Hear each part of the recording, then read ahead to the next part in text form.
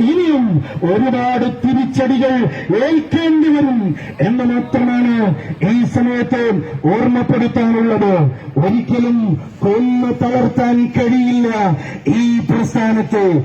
കാരണം ഇത് പിളർന്നത് കനൽക്കട്ടകൾ താണ്ടിയാണ്.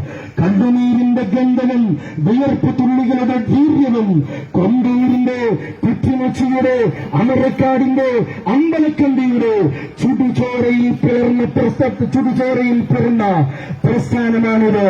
അതുകൊണ്ട് തന്നെ വെയിലത്ത് വാടുന്ന പ്രശ്നമേ ഇല്ല എന്ന് മാത്രം ഈ സമയത്ത് ഓർമ്മപ്പെടുത്തുകയാണ്. ഒരൊറ്റ കാര്യം കൂടി അവസാനമായി ഓർമ്മപ്പെടുത്തി അവസാനിപ്പിക്കുകയാണ്. തെരഞ്ഞെടുപ്പ് എന്നും ഇന്നലെയും നാളെയും അവസാനിക്കുന്നതല്ല.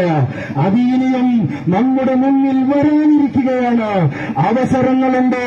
ആ അവസരങ്ങൾ കഴിഞ്ഞ കാലങ്ങളിൽ ഉപയോഗപ്പെടുത്തിയതുപോലെ ഇനിയും ഉപയോഗപ്പെടുത്താൻ കത്തികൊണ്ട് കുത്തിയവരെ കൈവിരൽ കൊണ്ട് പ്രതിഷേധങ്ങൾ അറിയിക്കാൻ അവസരം ഉപയോഗപ്പെടുത്തും.